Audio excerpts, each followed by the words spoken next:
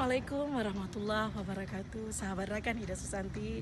Sekarang saya lagi berada di Danau Laut Tawar, tepatnya di Kota Takengon. Pesona laut yang sangat indah sekali. Saya sangat bahagia dan bangga bisa berada di Kota Takengon ini. Kita melihat langit yang sangat biru, laut yang sangat hijau, di mana ada ikan-ikan di sini yang bisa membuat penyejuk hati. Subhanallah, begitu indah ciptaan Allah yang kita lihat sekarang ini.